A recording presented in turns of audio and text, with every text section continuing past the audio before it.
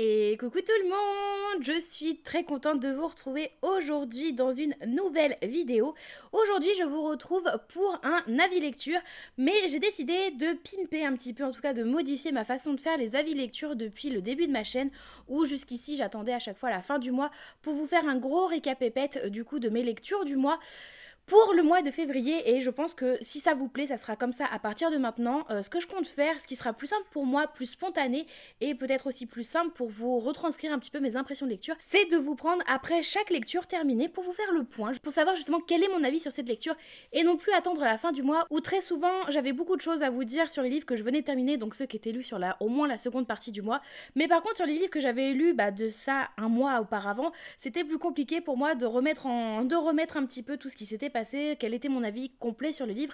Donc j'ai décidé que à partir de maintenant, j'allais vous prendre à chaque fois que je terminais un livre, en tout cas à peu près, parce que vous allez voir, le premier livre je l'ai terminé il y a à peu près une semaine, une dizaine de jours, mais je vous ai pas pris avant pour vous en parler, et que ça serait plus simple. Donc vous allez me voir dans différentes tenues, maquillée, pas maquillée, peut-être pas toujours ici, ce sera peut-être pas toujours avec la bibliothèque en fond.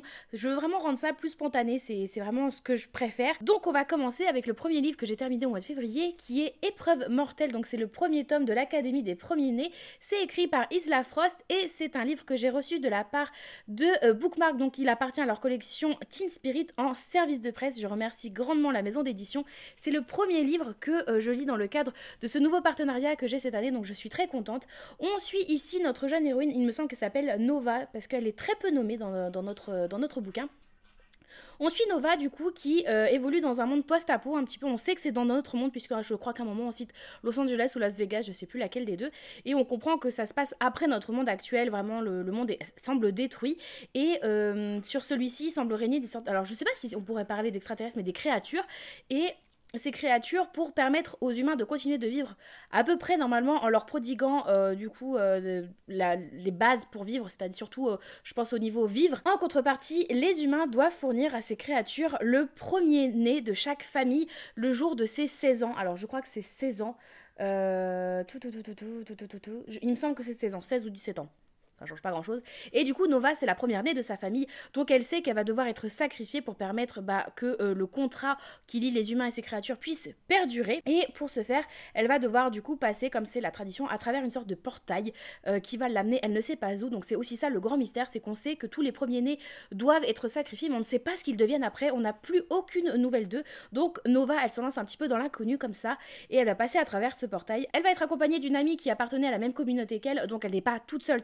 Elle va se retrouver dans une salle un petit peu mystérieuse puisqu'elle n'a pas de porte, elle a une seule fenêtre bien en hauteur et rien du tout, et une troisième personne, une troisième fille qu'elle ne connaissait pas ni l'une ni l'autre va les rejoindre, et du coup va commencer l'objectif de sortir de cette salle, et elles vont réussir, spoiler alert, elles vont réussir assez rapidement à sortir de cette salle, et on va découvrir par la suite qu'une académie les attend et que nos trois jeunes filles ainsi que tous les premiers-nés de leur années, on va dire, doivent intégrer cette académie avec des épreuves très difficiles. Ma foi, on ne leur veut pas que du bien. Et l'objectif est simple, survivre à cette année, même si on ne sait pas pourquoi on doit survivre et quel est l'objectif par la suite. Donc voilà, j'ai pas envie de vous en dire plus parce que de mon côté, j'en savais pas beaucoup plus. Je vous en dis même un peu plus que ce que laisse comprendre la quatrième de couverture. Mais je pense que c'était intéressant de le savoir, sachant que de toute façon, la saga s'appelle l'Académie des premiers-nés, donc on se doute qu'il va y avoir une académie derrière. C'est un tout petit livre, hein, il fait 250 pages, donc en soi, il aurait pu se lire beaucoup plus vite de ma part, mais bon, je suis partie en vacances entre temps, et en vacances, j'ai pas vraiment lu. Vous avez pu voir ça dans le vlog que je vous ai sorti de ma semaine à Londres, mais en tout cas, c'est un livre que j'ai vraiment bien apprécié. On est directement plongé dedans, le départ est très rapide. Vraiment, le chapitre 1, c'est Nova qui va passer à travers le portail, donc tout de suite on est catapulté là-dedans. On manque peut-être un poil d'informations selon moi sur l'univers, et d'autant plus sur les enjeux et sur quelles sont ces créatures qui ont pas envahi la Terre, mais dont sont dépendants les humains. Qui sont-elles, quelles sont leurs revendications, quels sont leurs pouvoirs. On sait très peu de choses. Donc pendant un certain temps dans le bouquin, je trouve qu'on ne comprend pas trop les enjeux, on ne comprend pas trop les risques en fait de casser cet accord que l'humanité a avec ces créatures. Et on est très vite embarqué dans cette académie avec des objectifs, avec des règles de survie qui sont quand même assez strictes. Et on comprend pas... Enfin, je trouve que ça va peut-être un poil trop vite, mais là, l'avantage que c'est que même si ça va vite, on n'en reste pas moins, on a quand même le temps, et ça c'est important parce que des fois je trouve que c'est ce qui dessert le truc, c'est que quand ça va trop vite dans un livre en général, on n'a pas le temps de s'attacher à quoi que ce soit. Il y a certaines fois où selon moi ça aurait mérité qu'on y prenne un peu plus de temps, mais il n'empêche qu'on a le temps de comprendre le caractère de Nova, de s'attacher aussi au personnage, de s'attacher à l'amie d'enfance qui vient avec elle, je sais plus comment elle s'appelle, il me semble que c'est Ameline, je suis toujours aussi nulle pour les prénoms, hein, ne vous inquiétez pas. Je ne sais plus comment s'appelle son amie d'enfance, il me semble que c'est Ameline. Quelque chose comme ça. Ameline, c'est ça. Et elle rencontre du coup une troisième fille. On a le temps de comprendre leur personnalité, de s'attacher à elle. Pareil, on va rencontrer du coup d'autres jeunes, pareil, qui ont passé ce portail le même année qu'eux. On va apprendre à en détester, d'autres à trouver intrigants. C'est ça qui est bien, c'est qu'on a quand même le temps de se poser et de prendre un peu de temps pour l'émotionnel. Donc ça, c'est cool. Pendant une bonne partie de ma lecture, je me disais, ouais, c'est sympa, j'aime bien. J'étais pas plus transcendée que ça reste pas ma meilleure lecture de l'année, hein, loin de là. Mais ça se laissait bien lire. Et à la fin, j'étais quand même très intriguée parce que la fin est relativement ouverte pour se demander qu'est-ce qui va se passer par la suite, et je reste très curieuse de savoir ce qui va se passer par la suite. Donc pour moi c'est un bon premier tome qui se lit très vite. Seul petit bémol pour moi, et faites attention, enfin pour ceux qui ont les budgets plus serrés, comme je vous disais c'est un livre, on est sur du 250 pages à peu près, et il est proposé au prix de 17 €. Je comprends que ce ne soit pas donné. Cependant, il est disponible en e-book. Vous pouvez le trouver sur Amazon ou même sur d'autres sites, hein, normalement. Et sur Amazon, en tout cas, il est proposé au prix de... Alors, je sais plus si c'est 7 ou 8 €. Mais ça vous fait quand même une économie de presque 10 € sur le livre papier. Et le livre qui revient à 7 ou 8 €. Désolée, on a rapidement été coupé. Je voulais juste finir par dire que pour ceux qui ont un plus petit budget, je trouve que ça fait carrément l'affaire en e-book. Ça vaut carrément le coup. Et je vous encourage à vous lancer dans cette saga. Et je vous retrouve sur une nouvelle journée pour vous présenter la deuxième lecture que j'ai terminée durant ce mois de février. Je l'ai terminée ce matin, donc c'est tout frais tout frais. Il s'agit de Caraval, donc c'est un premier tome de trilogie écrit par Stéphanie Gerber que j'ai reçu en service de presse de la part de la maison d'édition Bayard, que je remercie grandement pour cet envoi. En plus, il s'agit ici de l'édition Reliée, du coup, qui est une réédition puisque cet ouvrage était sorti en brochet il y a quelques années maintenant en français, encore un peu plus tôt en VO, je sais plus du tout exactement quand est-ce qu'il était sorti initialement. Est-ce que j'ai une date? La première édition chez Bayard, c'est 2017. Pourquoi il a 8 ans finalement ce bouquin? Hey. Donc il est sorti au mois de février, je l'ai lu au mois de février. Ça c'est très propre, non il est peut-être même sorti au mois de janvier, je dis peut-être une bêtise, c'était peut-être au mois de janvier. Dommage, j'ai voulu y croire et non. En plus, je suis bête, je vous l'ai présenté dans mes réceptions du mois de janvier, donc oui, je l'ai aussitôt reçu, aussitôt lu, donc ça, je suis très fière. Et je l'avais demandé parce que je voulais enfin découvrir la plume de Stéphanie Gerber, dont je sais pas vous, mais moi j'ai beaucoup entendu parler. Que ce soit pour cette trilogie de Caraval ou que ce soit pour la trilogie qui est une sorte de spin-off de celle-ci, de Il était une fois un cœur brisé.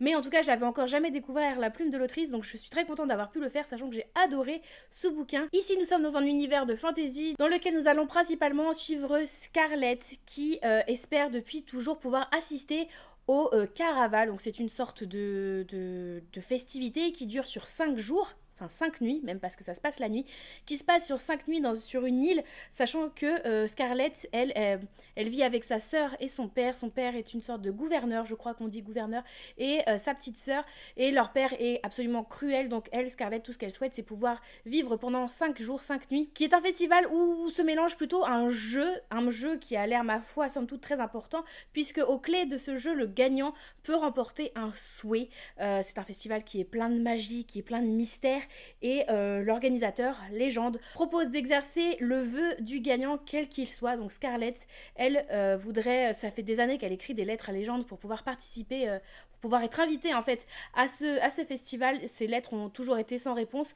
Elle écrit pour la dernière fois, puisqu'elle est fiancée, elle est prête à se marier, elle écrit pour la dernière fois à Légende, en expliquant que ce n'est plus la peine de l'inviter puisqu'elle va se fiancer et que du coup elle ne pourra plus avoir l'opportunité de participer. Et c'est à ce moment-là que Légende lui répond enfin, après tant d'années, en lui envoyant des invitations, que ça soit pour son fiancé et du coup pour sa sœur, pour qu'ils puissent y aller tous les trois. Sauf que les choses ne vont pas se passer comme prévu. Sa sœur et elle vont bien assister à cette festivité de Caraval, mais ce n'est pas le fiancé de Scarlett qui va être la troisième personne qui va utiliser cette invitation. C'est un autre jeune homme avec lequel les deux jeunes filles ont fui leur père, qui était vraiment un tyran. Il était horrible avec elle, il les frappait, il était violent, il était toujours en train de les descendre, enfin vraiment le père que personne n'a envie d'avoir. Donc les deux filles se retrouvent d'une façon ou d'une autre à participer à ces jeux, sauf que rien ne va se passer comme prévu, et ces jeux sont bien plus mystérieux qu'ils n'y paraissent, avec beaucoup de magie, très loufoque aussi. Bref, c'était un superbe univers, j'ai adoré ce bouquin. J'ai adoré suivre Scarlett qui au début est vraiment très naïve. On sent qu'elle a été éduquée dans une bulle. Certes, elle a été élevée par un homme qui est violent et avec toujours cette idée de absolument vouloir protéger sa sœur. Donc au début, elle est très naïve, elle se laisse facilement berner parce que elle a enfin, ouais, elle se laisse facilement berner. Elle a tendance à être naïve, mais elle va tellement évoluer dans ce roman. Au début, je la trouvais, elle me faisait lever les yeux au ciel par certaines réactions qu'elle avait. Sauf qu'elle va vraiment évoluer. Elle va être entourée de personnes, enfin entourée. Elle va côtoyer des personnes, parce qu'on ne peut pas vraiment dire qu'elle soit entourée, mais elle va côtoyer des personnes qui vont la faire évoluer, qui vont la pousser à réfléchir autrement, à voir les choses autrement. Il va y avoir une relation aussi qui va se former avec un personnage que j'ai adoré. En même temps, on a ces jeux pour lesquels on ne comprend pas le fonctionnement. On découvre avec Scarlett en fait toute l'organisation de Scaraval qui vraiment, comme je vous le disais, qui est très mystérieux. Rien n'a de sens avec cette magie, mais c'est surtout une magie qui est complètement perchée. Rien n'a de sens pour payer la monnaie d'échange par exemple dans les différentes boutiques qui sont dans ce festival va être soit de payer en secret, soit payer en mensonge, avouer quel est son plus gros mensonge, ou payer en une journée ou deux de vie. Sauf que là où vous dites, bah, je paye une journée de ma vie pour acheter ceci, cela, vous n'allez pas, à la fin de votre vie, vivre un jour de moins. Non, vous mourrez tout de suite. Pendant une journée, vous êtes mort et vous revenez à la fin de cette journée parce que ça y est, vous avez sacrifié une journée de votre vie. Donc c'est hyper intéressant. Franchement, c'est bourré de bonnes idées. Et à chaque fois, je me disais, ah punaise, c'est bien vu par l'autrice. C'est des petits twists comme ça, des petites choses qui font où tu te dis, ah c'est pas con d'avoir fait ça comme ça. Après, des fois, enfin surtout une fois, où justement sous couvert de magie, sous couvert qu'on est dans un univers dans lequel il peut se passer un peu tout et n'importe quoi, on peut avoir tendance à trouver, enfin comme je vous dis une fois surtout, une facilité scénaristique parce que on sentait que l'héroïne, donc Scarlett, était un petit peu bloquée à tel moment et que ça leur aurait arrangé qu'il se passe ça et boum, coup de magie, il se passe ça. Là tu te dis, bon, ça a arrangé l'autrice et la magie c'est bien sympa, ça sert aussi dans ces moments-là. Après voilà, c'est une fois, mais ça a été un bonbon, il y a plein de révélations, il y a plein d'actions. Quand tu penses que à la fin, enfin perso ça a été mon ressenti, à la fin je me disais ok c'est bon, je pense que j'ai capté, et l'autrice a bien joué son coup, je pense que j'ai capté qui était gentil, qui était méchant, quels étaient les objectifs de chacun, quelles étaient leurs quêtes, leurs envies, et non, va y avoir des twists encore et toujours où tu te dis punaise, mais en fait je ne sais pas du tout ce qui se passe, je ne sais plus qui croire. La seule personne à laquelle vous pouvez faire confiance, conseil d'amis, c'est Scarlett. C'est la seule, bah c'est le personnage qu'on suit dans tous les cas, mais c'est la seule à laquelle il faut faire confiance. Le reste, préparez-vous. C'est vraiment, ça vous donne des nœuds au cerveau, mais ça reste pas compliqué, ça reste un roman ado, jeune adulte, donc il n'y a rien de compliqué, ça se dévore. En plus, bon après, la mise en page est quand même extrêmement aérée, donc ça se lit très très vite. En tout cas, je l'ai adoré. Je suis très contente d'avoir pu découvrir la plume de l'autrice et d'avoir enfin pu commencer cet univers. Et j'ai déjà hâte, puisque vraiment à la fin de ce tome, ça donne encore plus envie de continuer dans l'univers. Donc j'ai déjà hâte que le tome 2 sorte et normalement ça sera cette année. Donc vraiment, vivement la sortie du tome 2 dans cette superbe édition, même si je suis pas la plus grande fan du jaspage. Je pensais qu'il allait plus me faire mal aux yeux, on va dire. Et en fait, pas du tout. Il va très bien dans le thème. Donc au final, l'objet livre va tout aussi bien que le contenu qui est absolument génial. J'ai adoré, je lui ai donné la note de 4,5 sur 5 sur Goodreads, donc vraiment, comme quoi, j'ai vraiment aimé. Je vous reprends, j'ai terminé un nouveau livre, donc je viens pour vous faire mon avis lecture du sang et la cendre, écrit par Jennifer L. Armentrout, publié chez De Saxus. C'est un premier tome et c'est notre lecture commune du mois de février, du coup. Vous avez choisi un gros livre pour le plus petit mois de l'année. Vraiment, vous ne nous avez pas aidés. Mais je l'ai donc terminé et j'avoue que je l'ai quasiment exclusivement... Oh, quoique... Ah si, quasiment exclusivement écouté, parce que c'était plus rapide déjà. Donc l'audio était vraiment chouette, c'était lu par Charlotte Gagnor, je crois que c'est comme ça qu'elle s'appelle. C'est aussi la narratrice qui est notamment connue pour avoir fait la voix pour Fourth Wing. Et donc j'ai découvert cette narratrice avec celui-ci et c'était vraiment une superbe expérience de lecture. Donc déjà je voulais appuyer sur ça avant tout. C'était une très très bonne expérience de lecture audio. Vraiment, elle est super chouette et j'avoue que... y a un poil de chat qui dépasse. J'avoue que du coup, j'ai regardé les autres livres qu'elle avait lus parce que je suis tentée de réitérer l'expérience avec elle, sachant qu'elle a fait aussi le tome 2 et il me semble que le tome 3 aussi, j'ai peur de dire une bêtise, mais il me semble aussi que le tome 3 est disponible en audio. Donc, sachant que pour l'instant, j'ai les 3 premiers tomes de cette saga dans ma palle, je me dis que par la suite, il y a peut-être moyen que je passe sur l'audio pour les découvrir. En tout cas, c'était une bonne lecture. Je m'attendais à être plus déçue que ça, donc je ressors quand même contente, même si y a des points négatifs. On va commencer avec le positif, hein. On va commencer sur une note de bonne humeur. J'ai adoré l'univers, que j'ai trouvé très très chouette. On sent qu'on se lance dans une grosse saga. Déjà le livre est gros certes, mais aussi qu'on est sur une saga à rallonge, parce qu'il y a une saga spin-off qui vient se greffer à cette saga là. Et je crois qu'au total, là pour l'instant, en français du moins, on en est à une saga qui est composée de genre 7 ou 8 tomes.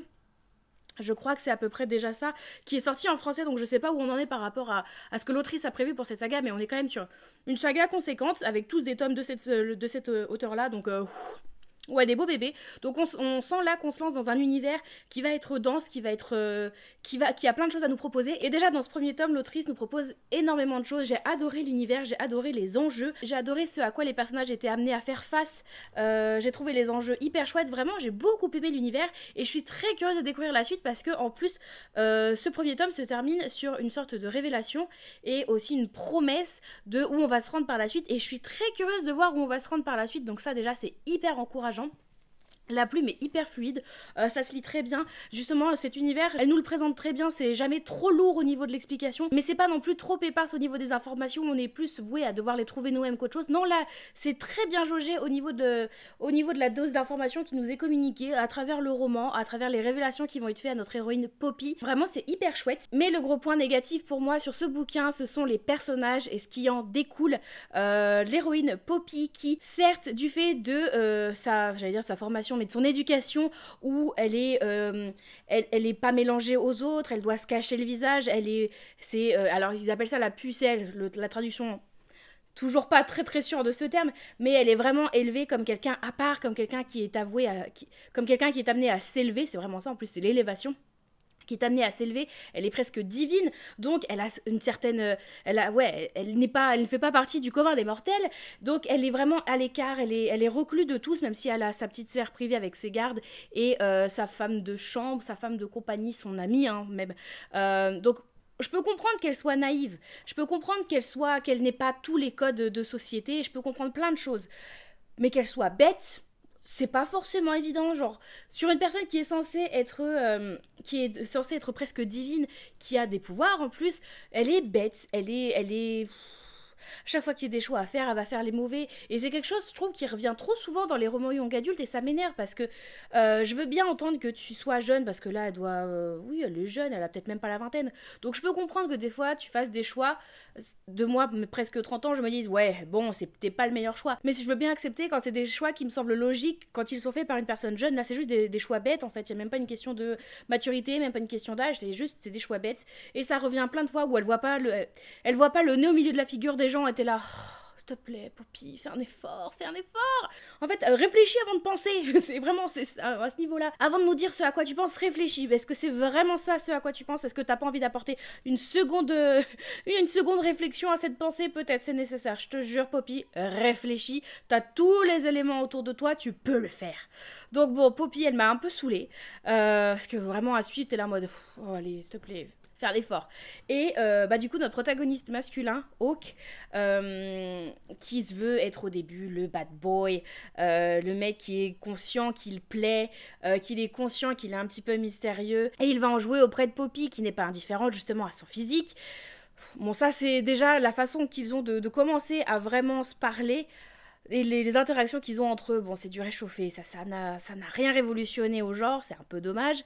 J'aurais aimé qu'il y ait une interaction autre entre eux, et après la relation va se développer en 2 secondes et demie, et évidemment, en a découlé une des choses que j'aime le moins dans la romantécie, le smut. Vraiment, j'ai toujours beaucoup de mal avec les scènes de smut, trop longues en plus, qui vraiment... Déjà en audio, ça m'a semblé long. Alors j'imagine même pas en papier. Je pense que ça m'aurait semblé pire parce qu'en audio je l'écoute en limite en x2. Donc ça paraît moins long, enfin c'est moins long que ça ne l'est dans le bouquin. Mais les scènes de smut qui sont extrêmement décrites, pourquoi faire vraiment, enfin... Après je dis ça pourquoi faire parce que ce sont mes goûts, mais je sais que ce qui plaît sur les réseaux, ce qui plaît dans la romantécie et ce qui vous plaît aussi pour beaucoup, c'est le smut justement. C'est juste que moi c'est vraiment pas mon dada et il y a des scènes déjà, et pourtant il n'y a pas énormément de scènes, hein, mais ça commence, je dirais peut-être chapitre 2, chapitre 3 à tout péter, il y a une scène de smut et tu te dis ok, on perd pas de temps. Après, pendant un grand moment du bouquin, on n'a pas de scène de smut, donc j'étais là, ok, ça me va, ça c'est bon rythme. Et il y en a de nouveau plusieurs, et tu te dis, Enfin, moi, ça me semble lourd, ça me semble pas intéressant, il y a moyen de les éluder, enfin bref, c'est dommage, c'est parce que c'est pas à mon goût, encore une fois. Mais ouais, le smut, et de ce que j'ai compris, en plus, vous étiez plusieurs à me dire, non, mais franchement, les scènes de smut dans le tome 1, c'est tranquille ou pipou, tu verras Marie par la suite, là, c'est que du smut. Préparez-vous à tout moment, quand je vais vous dire que je vais continuer la saga, à ce que aller voir arriver sur mon Vinted très peu de temps après, parce que il y a moyen que je l'abandonne si c'est vraiment ça. Déjà que là, dans ce tome-là, vous me dites que c'est mignon. J'ai trouvé qu'il y en avait, enfin pas trop, parce qu'il y en a pas trop, honnêtement, mais trop longue à mon goût, pas forcément bien écrite non plus, quoi. Je veux bien quand c'est des scènes qui sont poupies, qui sont ou même quand elles sont décrites, mais s'il y a des émotions derrière et pas juste de la description visuelle de ce qui se passe, bon, euh, voilà, hein, je souffle, je n'ai pas d'autre chose à dire. Mais en tout cas, ça reste une bonne saga, ça reste une saga qui m'intrigue et pour laquelle je suis vraiment intéressée et curieuse de suivre les événements. Donc je vais quand même me lancer dans le tome 2, mais à mon avis, c'est vraiment le smut qui aura raison de moi si oui ou non je continuerai encore et toujours cette saga, mais de ce que j'ai compris, ça va de mal en pis pour le smut. Et je vous reprends après avoir terminé une nouvelle lecture qui a été un coup de cœur que je n'ai pas à vous présenter puisque je l'ai lu en numérique, je l'ai reçu en service de presse de la part de la maison d'édition en service de presse donc numérique, donc je ne l'ai pas physiquement et en plus je peux même pas vous le montrer, je le lisais sur mon téléphone qui me sert à filmer actuellement, donc bon, il s'agit du chant de la reine Corbeau, c'est écrit par Isabelle Lonzac et c'est publié aux éditions du coup Bookmark dans leur collection Lost Kingdom. Comme je vous dis, ça a été absolument une pépite pour moi, ça a été un énorme coup de cœur, mon premier coup de cœur de l'année, et c'est pas quelque chose que j'ai souvent, enfin j'ai pas souvent des coups de cœur finalement, j'ai souvent des très bonnes lectures, des bonnes lectures, mais des coups de cœur très rarement, et ici ça a été le cas, donc déjà je vous le dis, je vais aller me l'acheter, hein, parce que c'est un tome 1 d'une duologie, donc il y a déjà la moitié de lu, mais je vais totalement aller m'acheter le bouquin, hein. J'ai besoin du livre papier, et la suite je la lirai en papier aussi, même si on ne sait pas quand est-ce qu'elle sort, à mon plus grand malheur, évidemment. Évidemment. Dans ce roman, nous suivons deux points de vue. Le premier point de vue est celui de Vassilia, qui est la troisième fille du couple régnant du coup sur son royaume, sur le royaume d'Émérite. Cependant, le roman commence tout de suite dans le cœur de l'action où Vassilia va essayer de se sauver d'un incendie criminel qui a lieu du coup dans le palais et où toute sa famille va périr et elle sera la seule survivante de sa famille. Et elle devra donc prendre le trône tout en ayant cette idée de vengeance puisque, comme je vous dis, c'est un incendie criminel. Quelqu'un a essayé de faire assassiner toute sa maison puisqu'on est dans une organisation un petit peu au niveau des maisons qui fait très penser à Game of Thrones où chaque maison est représentée par un animal avec sur son blason un animal et du coup celle de Vassilia, la famille de la maison de Vassilia, c'est celle représentée par les corbeaux, le chant de la reine, corbeau, tout prend sens. Et donc on va avoir Vassilia qui va prendre le trône, mais une des traditions un petit peu obligatoires pour qu'elle puisse prendre le trône, qu'elle puisse devenir reine à la suite de ses parents, ses grandes sœurs ne pouvant pas le faire, c'est qu'elle est obligée de se trouver un mari, sauf que elle a des années-lumière de ça, vraiment elle a jamais vraiment trop côtoyé la cour plus que ça. Donc il va y avoir tous les prétendants des familles nobles des autres maisons du coup qui vont présenter leurs jeunes garçons, enfin leurs jeunes, il y en a qui sont moins jeunes que d'autres d'ailleurs, mais qui vont présenter leurs garçons célibataires pour qu'elles puissent les épouser, sauf que on comprend qu'ils sont tous plus ou moins intéressés par la couronne, et Vassilia, elle n'a qu'une idée en tête, c'est vraiment se venger et trouver, parce qu'elle ne sait pas qui a fait éliminer toute sa famille, donc se venger de cette personne-là. Et elle va, je vous laisse découvrir comment, se retrouver à épouser un jeune garçon, Adrien, qui est lui le 9e fils de sa maison, le dernier, vraiment, qui a rien demandé, qui est très peu convié à la cour, qui connaissait pas le visage de Vassilia, qui connaît pas véritablement la stratégie de cour, toutes les manigances, tout ça. Lui, son objectif, c'est un érudit, hein. Vraiment, lui, il a la tête dans les bouquins, un mec comme ça, Adrien, mais il a tout le temps la tête dans les bouquins, et il voulait rentrer dans l'ordre, donc avec un O majuscule, et c'est devenir vraiment pour aller bouquiner, parce qu'on comprend que l'ordre, c'est un endroit où il y a une bibliothèque immense. Lui, il est fasciné par l'histoire de son royaume, et du coup, lui voulait aller étudier ça et Vassilia, en l'obligeant, elle va trouver une façon de l'obliger à l'épouser, il va se retrouver bloqué, devenir roi du coup de ce royaume alors que comme je vous dis il a aucune connaissance vraiment de cour, donc il se retrouve catapulté là-dedans et on va donc suivre les deux points de vue, donc on va osciller entre le point de vue de Vassilia et le point de vue d'Adrien sur du coup cette nouvelle relation, sur Vassilia, elle qui va avoir son désir de vengeance, qui va apprendre à mener un royaume et en même temps qui va découvrir que ses parents étaient haïs d'à peu près tout le monde. pour de bonnes raisons finalement, puisque c'était loin d'être le couple régnant parfait. Et en même temps, on va comprendre qu'il y a une sorte d'ombre, c'est vraiment le terme qui est utilisé, il y a des ombres, une forêt un petit peu maudite où des ombres règnent, qui va commencer à s'étendre sur le royaume, et une vraie menace plane à ce niveau-là, au niveau de tout ce qui est limitrophe à cette forêt, du coup, qui est au niveau du royaume, mais aussi qui va s'étendre dans le royaume. Et donc, il y a vraiment une vraie menace qui est cette ombre qui n'est pas humaine, qui est représentée par des créatures pas vraiment humaines, qui va venir planer en plus de tout ça, donc de ce conflit de Vassilia avec sa vengeance, de sa relation avec Adrien qui est assez conflictuelle au début. Bref, c'est très complet. Et c'était trop bien, j'ai adoré les deux personnages, j'ai adoré Vassilia qui se retrouve du coup, comme je vous dis, catapultée à être reine. Elle a jamais été élevée pour ça, genre on comprend que c'est ses deux grandes sœurs et surtout sa plus grande sœur qui était vouée à devenir la reine à la suite de ses parents. Donc elle a surtout été éduquée pour être entraînée, pour savoir se battre parce que c'est ça qu'elle aimait aussi, mais elle connaît pas non plus trop les stratégies de cours. Et donc j'ai aimé voir Vassilia qui au début n'a qu'une seule idée en tête, se venger, vraiment arriver à ses fins, mais en même temps on comprend qu'elle tâte, qu'elle sait pas vraiment ce qu'elle fait et elle fonce tête baissée pour faire ce qu'elle doit faire, même si en fait elle est un peu en pilote automatique de ok, si je veux me venger il faudrait d'abord que je devienne reine, ok, pour devenir reine il faut que j'épouse quelqu'un, ok, maintenant que j'ai épousé quelqu'un et que je suis reine il faut que j'enquête pour savoir qui a fait tuer mes parents, ok, nanana. Donc on comprend, elle est un peu en pilote automatique, elle sait ce qu'elle doit faire, mais elle se penche pas trop dessus. En même temps il va y avoir Adrien du coup qui va venir se greffer là, lui comme je vous dis, il a rien à voir avec la smoule à la base, et du coup il voue, on comprend, enfin on le comprend totalement, il voue une haine quand même envers Vassilia de pourquoi tu m'as gâché ma vie en fait, et on va avoir la relation entre les deux qui va se développer, et mon dieu, Adrien, il est trop pipou. Vraiment, si je devais décrire Adrien, il est pipou, mais il est loin d'être bête. Je vous rappelle que c'est un érudit, et on va comprendre qu'il a aussi une spécificité qui est extrêmement importante, et Adrien, Vassilia, les deux ensemble, genre je les aime d'amour. Ils sont extrêmement différents, mais en même temps, ils se complètent hyper bien. Ils ont une belle dynamique entre eux. Adrien, pareil, il a son meilleur ami d'enfance, qu'on comprend être un garçon qui vient des rues. Hein, vraiment, c'est un garçon qui vient des rues et qui est son meilleur ami, et que ses parents ont pris du coup sous leurs ailes depuis la plus tendre enfance. Donc c'est son ami d'enfance, ils ont évolué ensemble, et ce fameux ami, donc qui s'appelle Saul, va suivre Adrien et va devenir le chambellan, puisque Vassilia, la personne autour d'elle auquel elle peut faire confiance, vu qu'elle sait pas qui a fait tuer ses parents, elle doute de tout le monde, donc ça aussi quel enfer pour elle, la pauvre.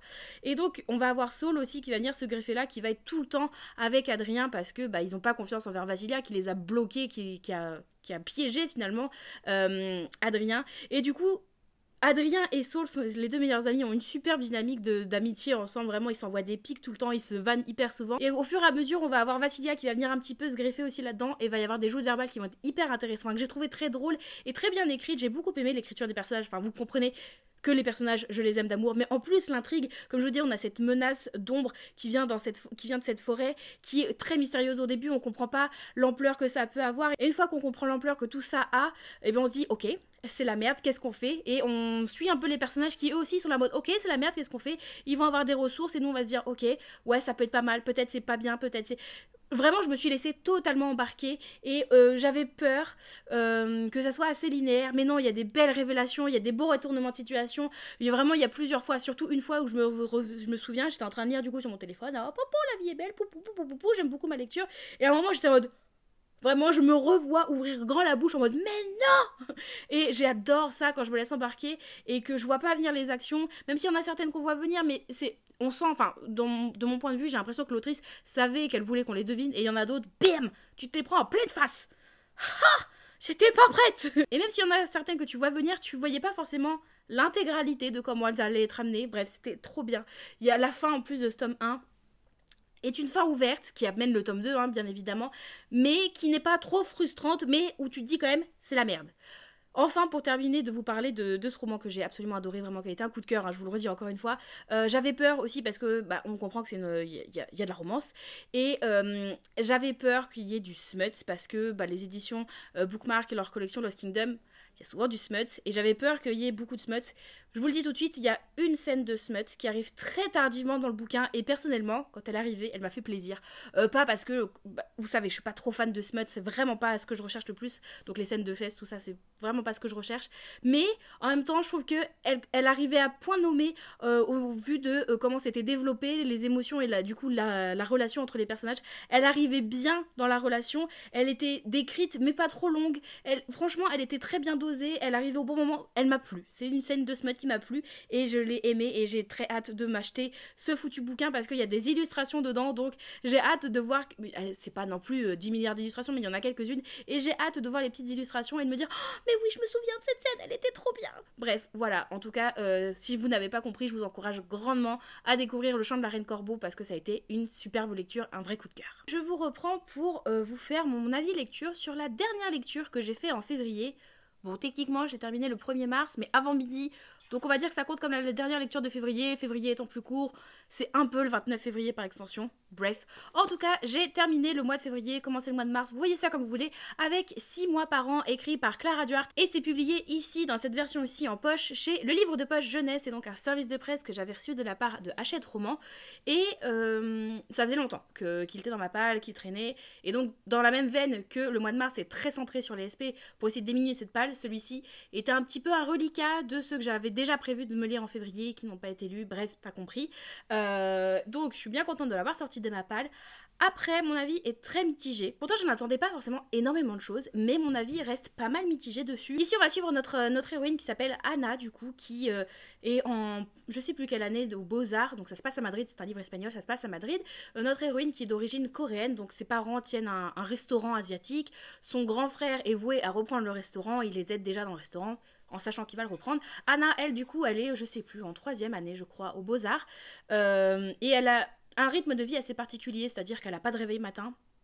Elle se réveille jamais par elle-même. C'est toujours sa voisine du dessus qui lui balance des chaussettes à la tête via la fenêtre pour la réveiller. C'est conceptuel. Elle a son téléphone qui n'est chargé que 2 jours par semaine parce que sinon elle le branche jamais. Donc elle a jamais de batterie sur son téléphone. Elle fume beaucoup, elle sort beaucoup pour boire avec sa voisine slash meilleure amie. Elles font ça toutes les deux ensemble.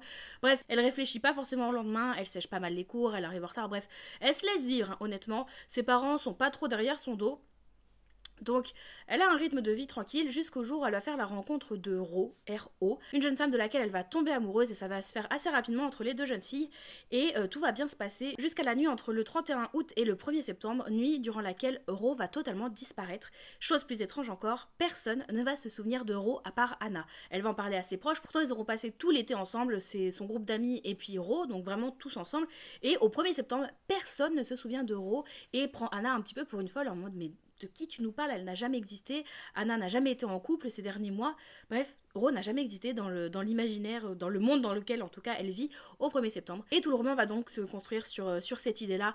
Je vous laisse deviner avec le titre du roman, je vous rappelle qu'il s'appelle 6 mois par an, comment ça se déroule un petit peu, ça laisse un petit peu présager quelque chose, en tout cas ça peut donner une piste de réflexion le titre, et donc voilà, ça c'est le pitch de notre livre, pitch que j'ai beaucoup aimé et j'ai trouvé l'histoire hyper intéressante, le concept même en fait hyper chouette, donc ça c'est vraiment le truc qui m'a fait tenir jusqu'au bout du livre, parce que j'étais très curieuse, on a plein de mystères quand même une fois qu'on a compris ce qui se passait, bah on se dit bah merde mais comment on va réussir à s'en sortir de ça, donc j'ai trouvé ça hyper intéressant et j'avais toujours envie de savoir bah comment ça allait se finir, donc ça c'est cool, c'est ce qui m'a fait totalement tenir en haleine, surtout les 150 dernières pages où vraiment je les ai pas mal enchaînées, ça s'est bien lu, donc ça je suis contente. Par contre j'ai eu beaucoup de mal sur la première moitié parce qu'on est sur un livre qui fait 450 pages, bon, je dirais pas les 300 premières pages où j'ai eu du mal, mais ouais peut-être en fait, la première partie où on va suivre Anna, comprendre qui elle est, comprendre son rythme de vie, sa rencontre avec Ro, ensuite la dynamique qu'elles vont avoir toutes les deux, j'ai eu pas mal de mal avec ça, sur vraiment le fait de planter la relation. Parce que j'ai pas forcément accroché au personnage. Comme je vous dis, Anna, elle sort beaucoup, elle fume, elle a des amis qui se droguent, qui vraiment pensent pas au lendemain. Et c'est un concept avec lequel j'ai un petit peu de mal. C'est pas des personnages que je trouve attachants, parce que pourtant Anna, elle en soi, elle est pas méchante, hein. Ils sont pas méchants, mais je les trouve pas attachants parce que tu te dis. Ouais, mais émotionnellement parlant, ils me véhiculaient rien. Je pense que c'est des personnes, si j'étais amenée à les côtoyer dans la vraie vie, m'énerverait en fait de les voir un peu détruire leur vie ou ne pas y prêter attention, ça m'énerverait un petit peu. C'est des personnes que j'aurais envie de secouer en mode mais reprends-toi en main, bon sang de bonsoir, tu es capable de faire des choses chouettes. Là, tu te laisses un peu. Donc ça m'a un petit peu énervée, donc ce qui fait que je me suis pas énormément accrochée au personnage. Ce qui est dommage parce que si j'avais en plus eu des personnages attachants et que j'aurais. Désolée si vous entendez où t'as miaulé. Il est content, il vient de faire caca. Yes. Est super content. Mais du coup, si en plus il y avait eu des personnages attachants, là ça aurait été vraiment bingo. Mais comme je vous dis, j'ai eu du mal à m'attacher aux personnages, donc c'était dommage. Après, c'est intéressant. J'ai bien aimé la plume que j'ai trouvé sympathique. Elle a une façon de faire que je trouve sympa parce que le temps est important. Le temps qui passe est important et souvent dans son récit, l'héroïne va nous parler à la première personne, va nous dire ceci, va nous dire cela et tout d'un coup va nous dire on était en mai. Et c'est important et j'aime bien le fait qu'elle plante ça parce que ça fait comme un peu comme dans Cendrillon quand on entend l'horloge qui sonne les 12 coups de minuit, chaque coup est important où tu te dis punaise c'est vraiment fini. Et ben là à chaque fois qu'elle replante le mois dans lequel on est, ça fait comme un coup d'horloge où tu te dis punaise le temps passe et c'est important. Donc j'ai bien aimé ça.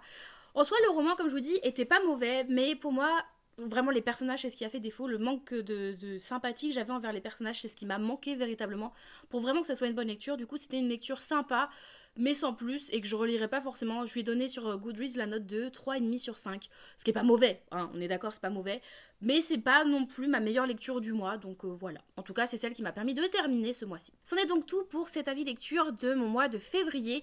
N'hésitez pas à me dire en commentaire ce que vous pensez de ce nouveau format, de vous prendre au fur et à mesure du mois pour vous filmer mes avis lecture, plutôt que de vous faire une grosse vidéo face cam où je vous présente tous les livres que j'ai lus en une seule fois.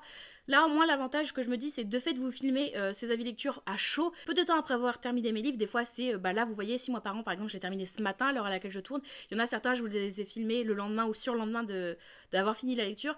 Je me dis que c'est plus frais aussi dans ma tête, donc ça me permet de peut-être un peu plus développer mon avis lecture. En tout cas, n'hésitez pas à me dire tout ça en commentaire, je suis vraiment très curieuse de savoir ce que vous en pensez. Ou est-ce qu'à l'inverse, vous trouvez ça un petit peu cafouillant, le fait que ça soit jamais exactement le même angle, que je sois pas habillée pareil, que la luminosité soit changeante aussi d'un jour à l'autre. Dites-moi tout ça en commentaire, je suis très preneuse de vos avis. Je les prends en compte en tout cas, donc merci beaucoup pour ceux qui prendront le temps de me dire ce qu'ils en pensent. Si vous avez envie de commenter mais que vous ne savez pas quoi mettre, eh bien écoutez, je vous invite à mettre en commentaire des fleurs jaunes, comme notre personnage tient ici dans la bouche, sur la couverture. Enfin, c'est pas dans la bouche, c'est sur sa joue. C'est conceptuel aussi. N'hésitez pas à mettre ça en commentaire, ça ferait très plaisir de voir plein de petites fleurs fleurir dans les commentaires. En attendant une prochaine vidéo, vous pouvez me retrouver de façon quasi quotidienne, que ce soit sur Twitch, Instagram, Discord ou TikTok, dont les liens sont dans la barre d'infos, donc n'hésitez pas à nous y rejoindre, ce serait avec un grand plaisir de vous y retrouver. Je vous souhaite à tous de très très belles lectures et à une toute prochaine. Bye bye.